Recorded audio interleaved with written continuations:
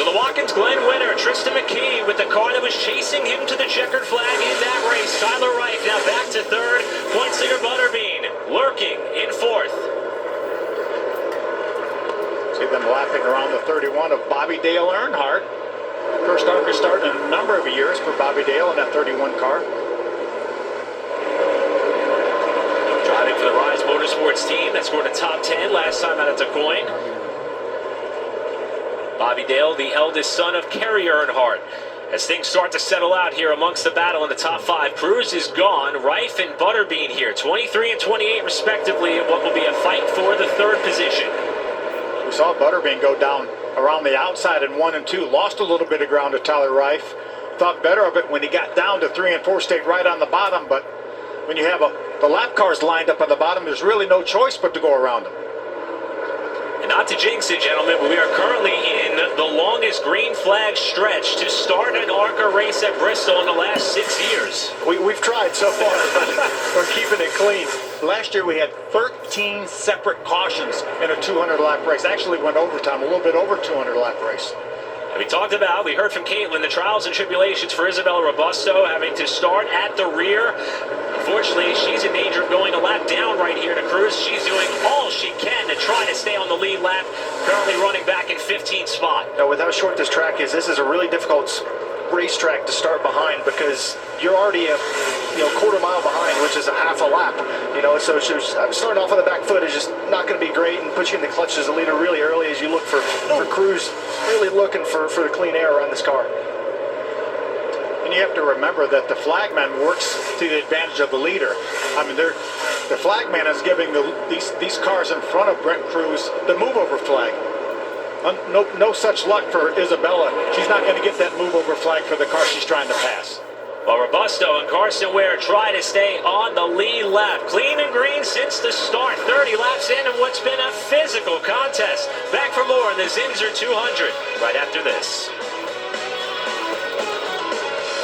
Have to be looking ahead, especially as one of those lead cars.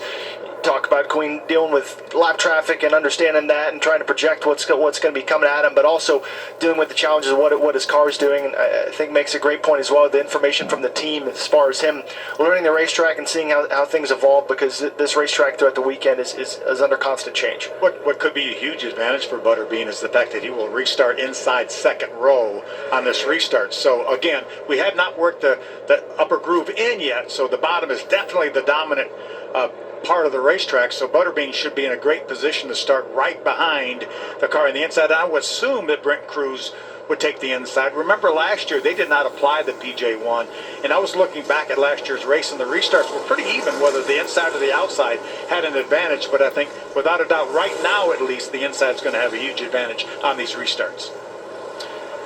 We mentioned this is a last combination event for the Arca Menards E-Series in 2025 with the National Tour. Let's take a look at our Bounty Rookie Spotlight driver. Comes into the night here with a top 5 effort at Arca Menards E-Series points. Austin Vaughn in the number 67. He had a great run at Flat Rock, finishing 5th there. And he currently leads the Arca Menards East Bounty Rookie of the Year standings coming into the finale. We talk about Flat Rock, and again, I grew up about 30 minutes from Flat Rock and probably have been there well over 100 times in my life. And that's about what it is. It's a quarter-mile round racetrack, and great run for Austin there at Flat Rock with a top 5. So some of the physical nature that it takes to be good there could transfer over here at Bristol, as we've seen many of cars capture battle scars already. So you see Brent Cruz here chose the outside, and talking about the inside lane being the man, not sure that's going to be the case here. You have teammates lined up on the inside. 157 to go. Race break coming right about halfway as Cruz gets us back underway. And how about Leland Honeyman outside lane in the 20? Just heard about him getting the last-ditch opportunity to get this race in, and he's up to second. That was critical for Leland to get clear, be able to get back down on the preferred groove after starting on the outside, because slowly it's going to be really, really tough to get down for the next couple laps. And Cruz got such a great jump on the outside. Leland Honeyman was lined up right behind him. He got equally as good a jump. That kicked the Pinnacle Racing Group's teammates back to 3rd and 4th. We checking on a battle for 7. Thomas Annunziato, winner at Lime Rock, outside of the 70. And LeVar Scott, runner-up in championship standings, inside, trying to stay off the driver's door of Annunziato off 2. You can see that grip on the outside is just not quite there as Timmy Hill's going to try to follow LeVar Scott through there in the red 56. Nunziata is going to be really, really desperate. You see him keeping those cars really, really tight to his inside. Right along with Cletus McFarland. Bit of a pedal off the back straightaway as they start to slalom their way through a couple of cars here. This lead pack catching some cars that are either already a lap down or tail end of the lead lap, having to gingerly work their way by as a bit of smoke trails from the 03 of Josh White. Remember, Alex told us at the top of the show that Cletus is drinking through a fire hose here on this racetrack. This racetrack, nothing like the other three Arca races he ran earlier this year. He's lifting a little bit I don't think there's anywhere like Bristol. Exactly. And you talked about Flat Rock. It's nothing like Bristol, believe me. You see Cletus continuing to try to reel in Tim Richmond. Both cars a lap down, but that would be a fight for position. Cletus running in 19th, Richmond up the road in 18th spot. Yeah, Carson Ware White in front of this battle here. Looks like Cletus has a better car right now than the 27.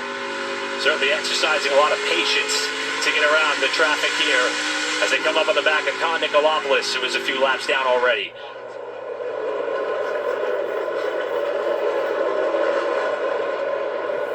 So at the front of the